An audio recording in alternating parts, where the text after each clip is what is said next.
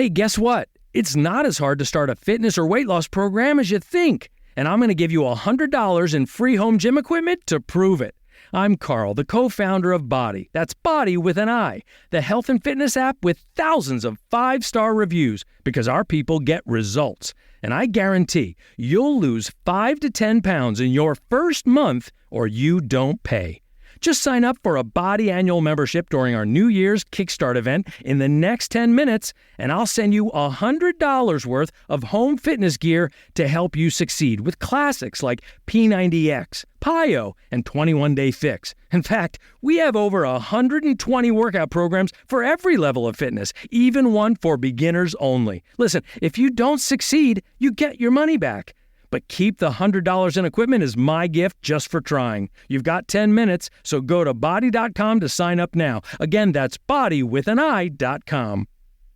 All right, here we are. You promised yourself you'll get fit and healthy. 2024 is going to be different, right? But why is it different? Because you've got Body on your side. That's Body with an I, the health and fitness app that is proven to deliver results. Whatever that goal is in front of you, we're sprinting towards it right now. Our subscribers lose 5 to 10 pounds in their first month, and we think you will too. Let's make this your year. There's even a home gym starter kit, a $100 value, free when you sign up for a year of Body. This is the training that's going to get you the results. And Body has over 120 structured home workout programs. No matter how experienced you are or what you're into, there is a program that will work for you. And Body has the largest fitness community on the planet. There are literally thousands of success stories. Nobody does results better than Body. And right now, when you sign up for a 1-year Body membership, you'll get a $100 home gym starter kit for free. Listen, if you don't succeed, you get your money back and keep the $100 in equipment as Body's gift just for trying. Sign up today at body.com. That's bodywithani.com. Petri Wine brings you Basil Rathbone and Nigel Bruce in the new Adventures of Sherlock Holmes.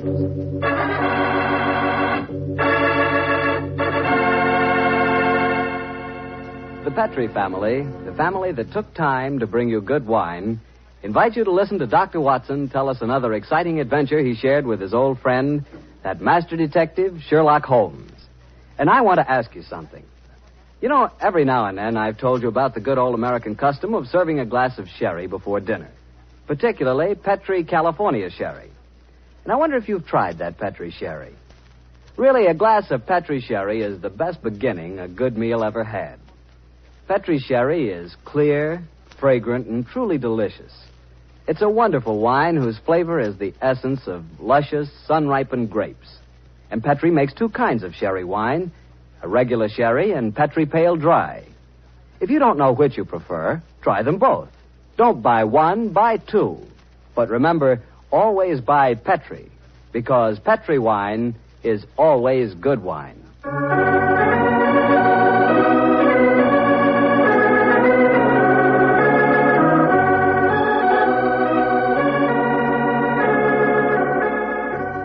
Well, I'm sure Dr. Watson's ready for us. Let's go in and join him, shall we? Come in. Good evening, Mr. Basil. Good evening, Doctor. Quiet, Willie. Quiet, Monty. Lie down. The dogs seem very pleased with themselves tonight. Did they have a good day? Yes, the 3 of us did, my boy. Go on. Run off out in the patio. I took a 7-iron and some old golf balls on the beach this afternoon. I improved my game, I think, and the dogs had a great time chasing the golf balls. On the way home, the little rascals had a furious battle with an elderly pelican, so their day was complete. I'll have to join you on one of your afternoon strolls, Doctor. You and the dog seem to have so much fun. Oh, I'll be glad of your company, Mr. Bartell. Well, draw up your usual chair, and I'll get on with tonight's Sherlock Holmes adventure. From the hint you gave us last week, I guess a Frenchman played a prominent part in the story? Yes, indeed he did, Mr. Bartell. His name was Francois Lavillard, and he was a detective of some note in his own country. The time my story begins, it was in 1889, to be exact. Lavillard had come over to London to discuss with Holmes the difficulties of translating some of his monographs into the French language. At this particular time, I was in the early days of my marriage, Mr. Bartell, and this fact, combined with a busy practice, meant that I saw very little of my old friend. He must have missed you, Doctor. Oh, indeed. Well, of course, he'd never admit the fact, but to get on with my story. One cloudless June afternoon, I found myself in the neighborhood of Baker Street, and I couldn't resist paying a visit to Holmes. Mrs. Hudson was out, but having retained my old latchkey, I let myself in and mounted the familiar stairs. It gave me a strange feeling as I raised my hand to knock on what once had been my own living room door. Come in. Oh, hello, Holmes. Monsieur Holmes. Oh, I beg your pardon. I didn't know you were... Watson, my dear fellow. How very nice to see you again. It's great to see you, Holmes. I'm sorry I interrupted you. No. I didn't know that you had company. Not at all, my dear fellow. We're delighted, aren't we, Levillard? Watson, Watson, this is Monsieur Levillard. How do you do, sir? How do you do? Enchanté, monsieur. I have often wished to meet the so charming Dr. Watson. Holmes has told me a great deal about you. Oh, it's very nice of you, sir. That age suits you, Watson. You look splendid, old fellow. Gained a little weight, haven't you? Yes, a few pounds, I Here mean. it comes, you. Sit down, won't you? You sure that I'm not interrupting you in some important discussion? Oh, no. Oh, no, mon cher docteur. We were having a good-natured argument on the relative abilities of the French criminal compared to the English. Oh, interesting. You must lend me your Interesting support, idea. Watson. Monsieur Levillard is convinced that the English criminal is a very dull dog indeed. Well, we've met some far from dull ones in our time. I assure you, Monsieur Levillard. The exceptions rather than the rule, I fear, mon cher docteur. You're stubborn, aren't you, Levillard? Believe me, my dear friend, that I will yield to no one in my admiration of your knowledge and skill. That is why I wish I could persuade you to practice in Paris. There you would find opponents really worthy of your steel. What can happen to interest you in this land of grey frogs, boiled potatoes, and pots of tea? Gracious me for myself, sir. You're not very flattering. Oh, don't be so insular, Watson. Oh, I meant no offense, my friend. Well, you say that the English criminal is dull. Well, perhaps if you were to read a published story of mine called A Study in Scarlet, you'd think differently. It tells of a very exciting adventure that Holmes and I had. I have read it, my friend. Oh, you have? An extremely gripping story, but surely you will admit that the crime was essentially of American origin.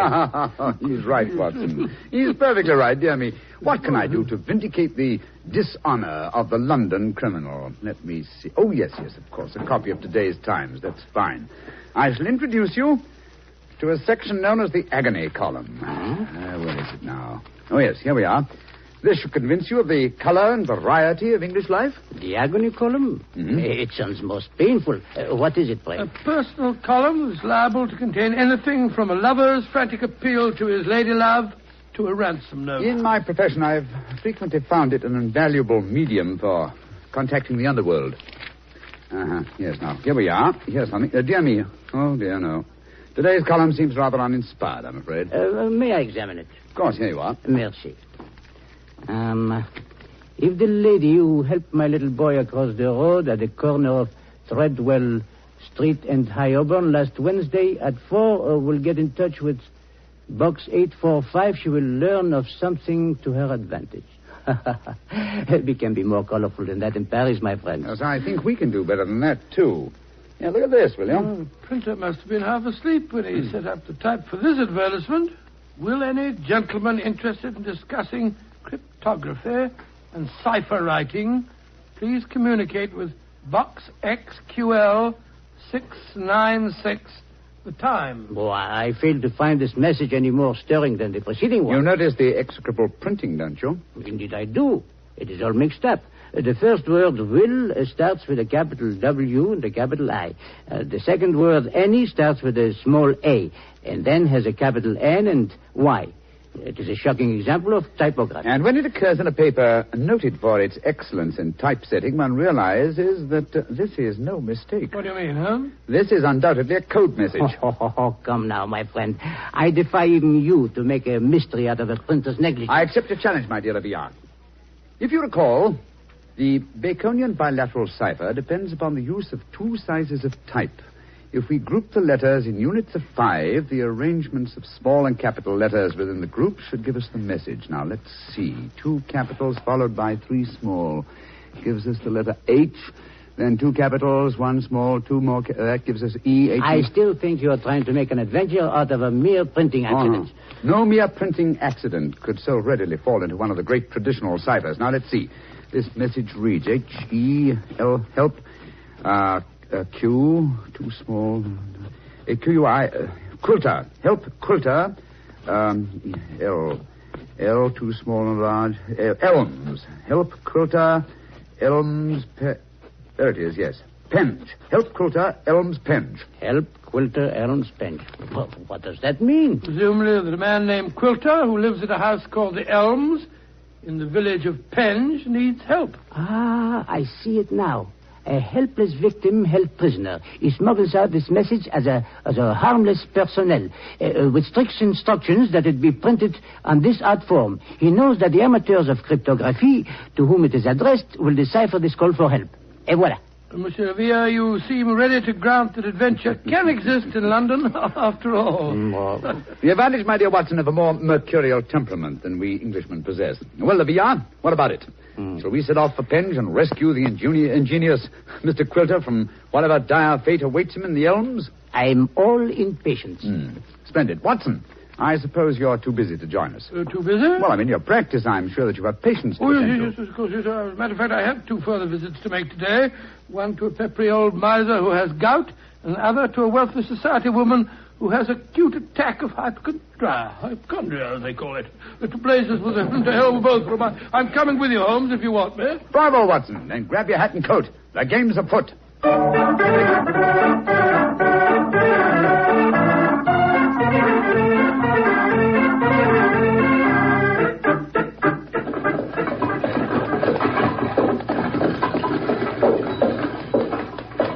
Here you are, gents. The Helms Penge. Nice afternoon for a drive, wasn't it?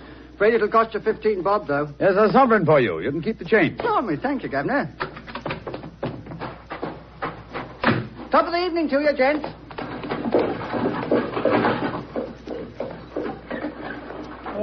So, this is the Elms, eh? Quite a bit of land for such a modest neighborhood. To call it the Elms seems remarkably inappropriate. I cannot see an elm tree in sight.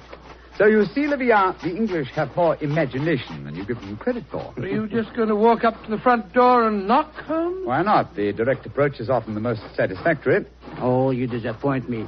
I had hoped that perhaps you would adopt one of the disguises in which you are so adept, I am told. Well, since it's unlikely that these people know me by sight, that's hardly necessary, is it? However, I trust that this little problem may reward you with some colorful highlights before we're through. Oh. Great Scott. Revolver shots. They came from the house.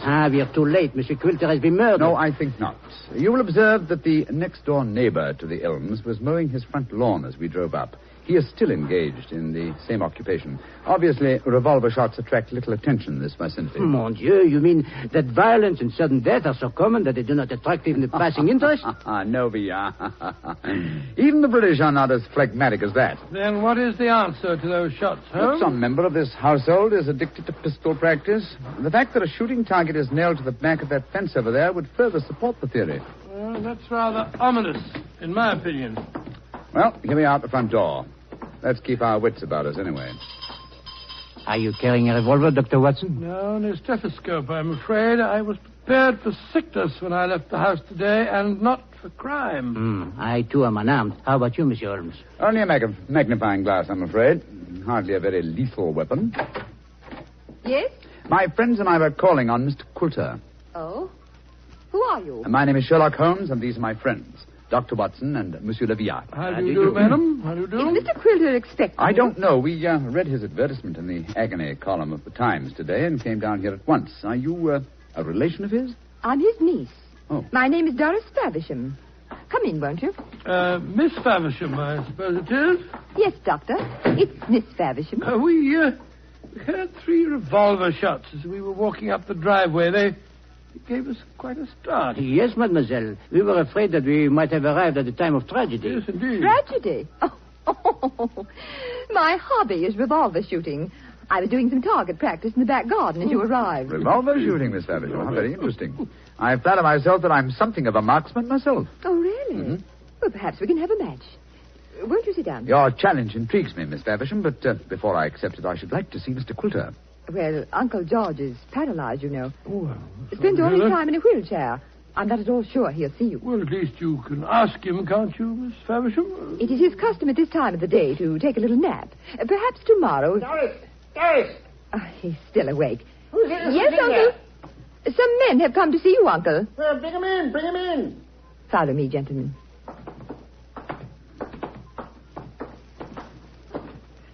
Uncle, this is Mr. Sherlock Holmes. Dr. Watson, and Monsieur Le Villard. and Monsieur Livia. How do you do, sir? How do you do? Sherlock Holmes, eh? It took you long enough to decipher my message and get here, didn't it? Your brother's a much faster worker, isn't he? Oh, what makes you say that, Mr. Quilter? Received this telegram from him at 11 o'clock this morning. Read it for yourself. Well, what'd you say, Holmes? Suggest you consult my brother Sherlock, and it's signed Mycroft Holmes. Yes, Mr. Quilter, my brother is a much faster worker. Or shall we say that he suffers from the unfortunate habit of early rising. He undoubtedly read the agony column 3 hours before I did today. Don't know about that, but I've been expecting you all day.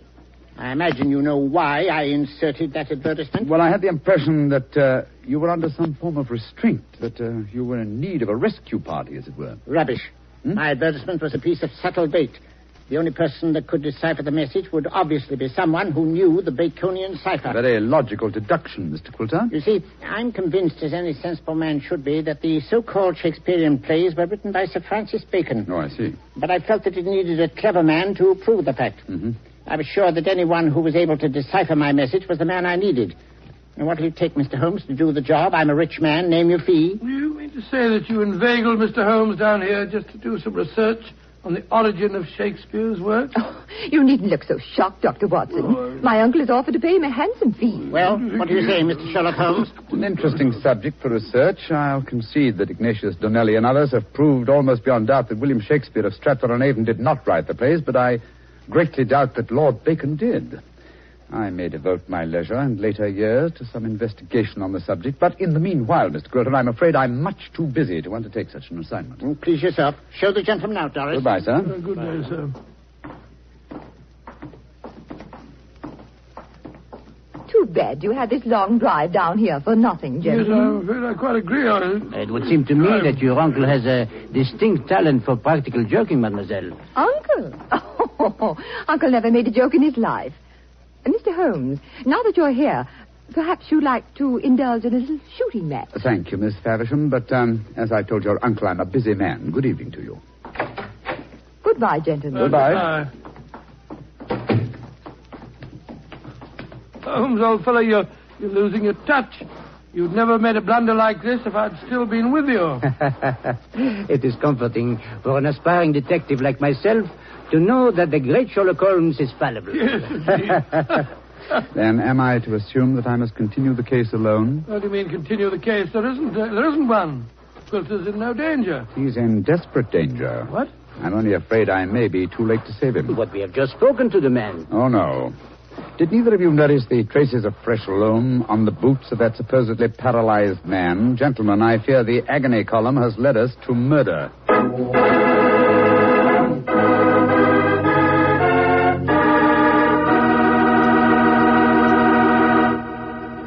You'll hear the rest of Dr. Watson's story in just a second.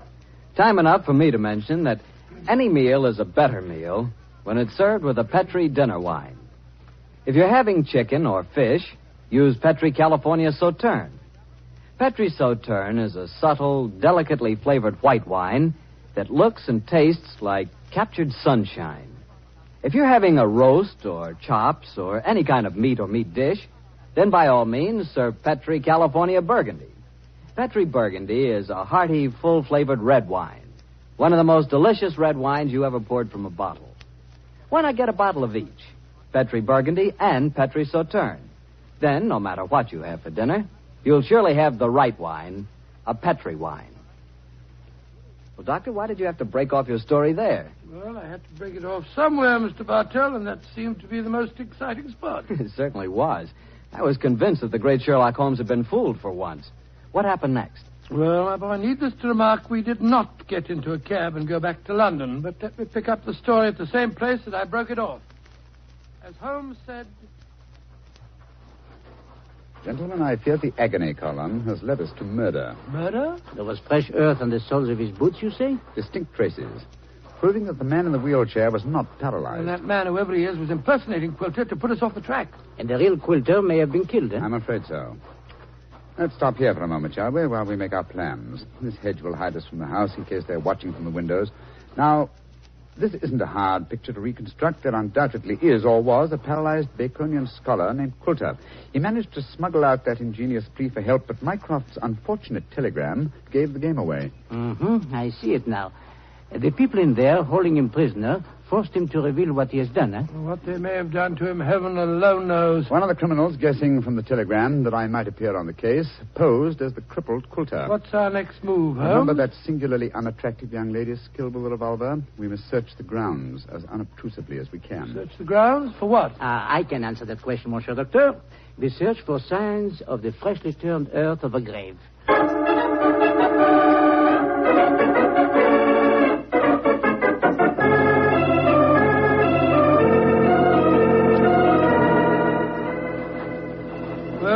Didn't find any traces of the poor devil's corpse, thank heaven. No. A great disappointment. Jeremy, you're very bloodthirsty, Villard. Hello. Look at the old fellow trimming the hedge over there. Must be the gardener. Let's have a chat with him, shall we? May be able to give us some information. Good evening to you.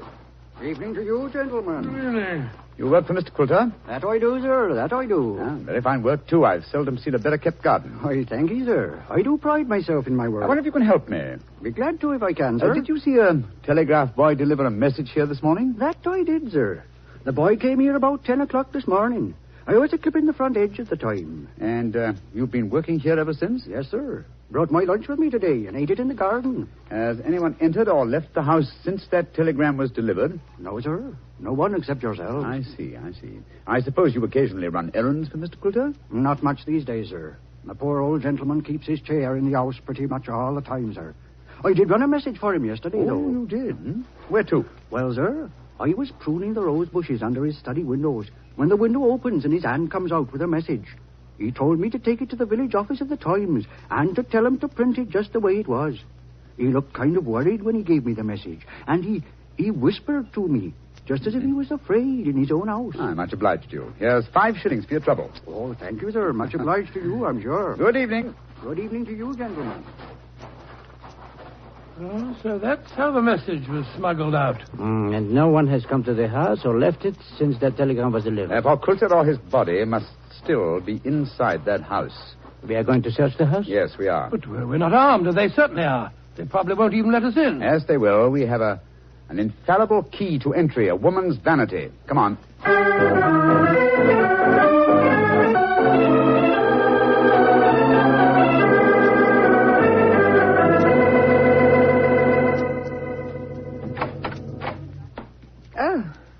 So you came back. I thought you wouldn't be able to resist my challenge to a pistol match, Mr. Holmes. Exactly, Miss Faversham. We had difficulty in finding a cab and decided to take a train back to London. It was an hour's wait, so I thought I'd accept your challenge. Good. Come in. We'll go into the back garden. Thank you. Don't talk loudly. I think Uncle's asleep in the next room. Don't bring anybody in here, Doris. I want to sleep. All right, Uncle. This way, gentlemen. If your uncle wants to sleep, seems a funny sort of alibi. Oh, well, he's used to that, Doctor.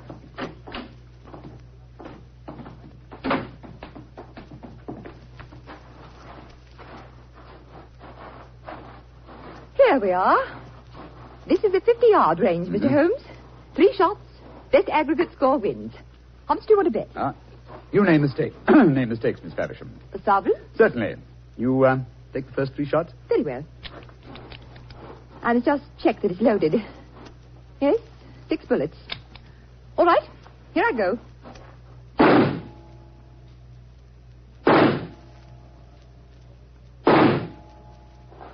Bravo, Miss Faversham. Splendid. A bullseye and 2 winners. I can do better. Your turn, Mr. Holmes. Doris, who are these men? Friends of mine. I'll introduce you in a minute, Geoffrey. We're in the middle of a match at the moment. Your turn, Mr. Holmes. The revolver, please. Here you are. Thank you. You're sure you know how to handle a revolver? Oh, quite sure, thanks. Then why are you pointing it at me? Because I want you to raise your hands above your head. You too, whatever your name is. Doris, who are these men? Put up your hands. I shan't hesitate to shoot, I assure you. Come on. That's it. What in heaven's name do you think you're up to? Finding out what became of the real Mr. Coulter.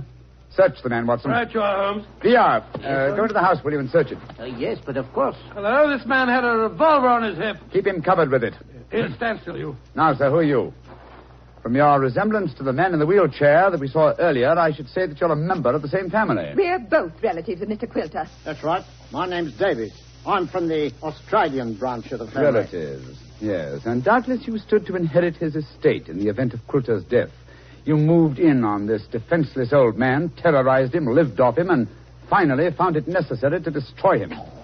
You're talking absolute rubbish. You're telling the truth and you know it. I can tell by your expressions. Move back into the house, both of you. Come on.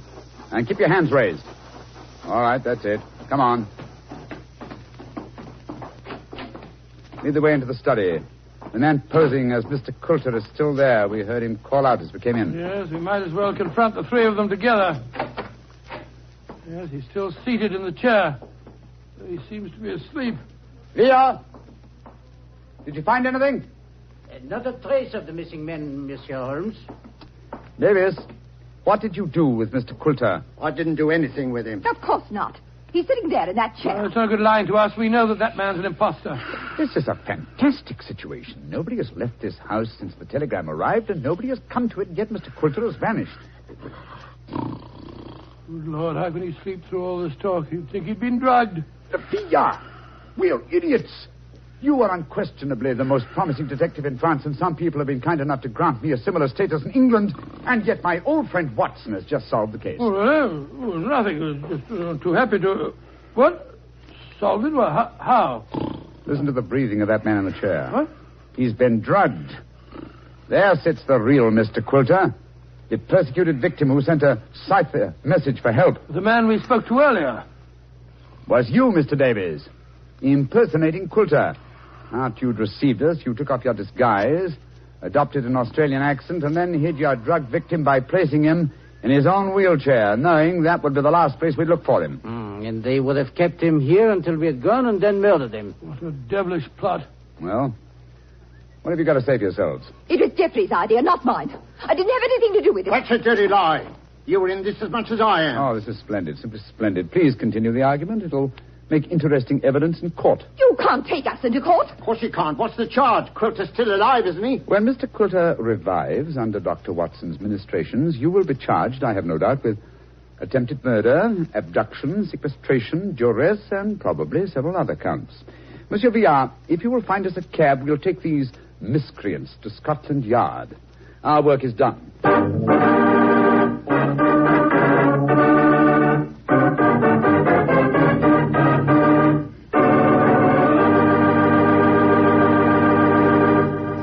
Well, Doctor, that was a fine story. What are you fidgeting for? Fidgeting me? Well, I'm expecting a guest. I thought I heard him just now, the front door. A guest? Now, you're being as mysterious as Mr. Holmes. Oh, not quite. You see, come in. Dr. Watson, how are you, you old rascal? Gregory, my boy, it's great to see you again. Mr. Bartell, meet my friend, Mr. Gregory Hood. Not the Gregory Hood. Mr. Bartell, I like the way you say that. Yes, Mr. Bartell, this is the Gregory Hood. Mr. Bartell, if you listen to Dr. Watson, he'll lead you to believe I'm much more important than I am. I'm quite a simple person, really. I'm kind to dogs, just love little children, and always help old ladies cross the street.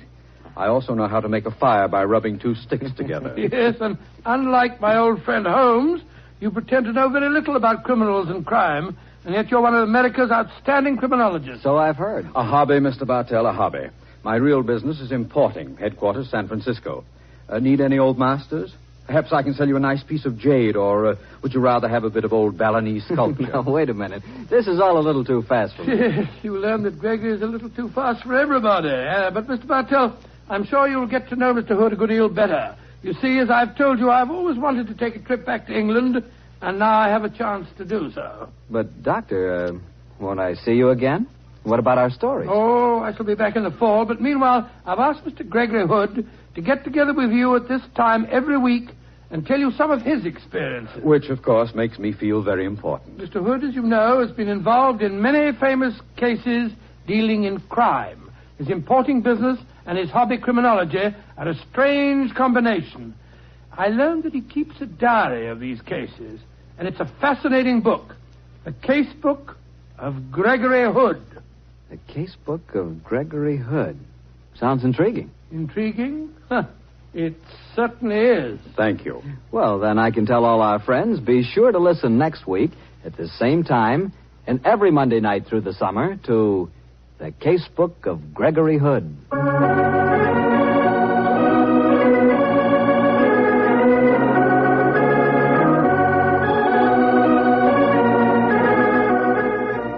Tonight's Sherlock Holmes adventure was written by Dennis Green and Anthony Boucher and was suggested by an incident in Sir Arthur Conan Doyle's story, The Sign of Four.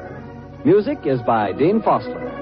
Mr. Rathbone appears through the courtesy of Metro-Goldwyn-Mayer, and Mr. Bruce through the courtesy of Universal Pictures, where they are now starring in the Sherlock Holmes series.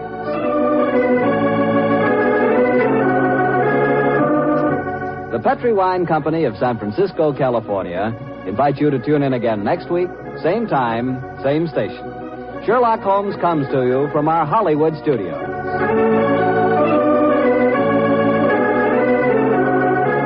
This is Harry Bartell saying goodnight for the Petri family. This is the Mutual Broadcasting System. There's no community like a Cenex community. And that's why every Cenex store is so proud to serve theirs by supporting local athletic teams, promoting the arts, and making sure each store is a place its neighbors can find what they need, catch up with their friends, and stay connected. It's also why we give back, helping to make the wonderful places we call home the best they can be. Your local Cenex doesn't just work in your town, it lives there. The store next door, powered locally at Cenex. Hello, it is Ryan, and we could all use an extra bright spot in our day, couldn't we? Just to make up for things like sitting in traffic, doing the dishes, counting your steps, all the mundane stuff. That is why I'm such a big fan of Chumba Casino. Chumba Casino has all your favorite social casino-style games that you can play for free anytime, anywhere with daily bonuses. That should brighten your day a little. Actually, a lot. So sign up now at ChumbaCasino.com. That's ChumbaCasino.com. No purchase necessary. VGW Group. Void where prohibited by law. See terms and conditions. 18+. Hello, it is Ryan, and we could all use an extra bright spot in our day, couldn't we? Just to make up for things like sitting in traffic, doing the dishes, counting your steps, all the mundane stuff. That is why I'm such a big fan of Chumba Casino. Chumba Casino has all your favorite social casino-style games that you can play for free anytime, anywhere with daily bonuses. That should brighten your day a little. Actually, a lot. So sign up now at ChumbaCasino.com. That's ChumbaCasino.com. No purchase necessary. VGW Group. Void where prohibited by law. See terms and conditions. 18+.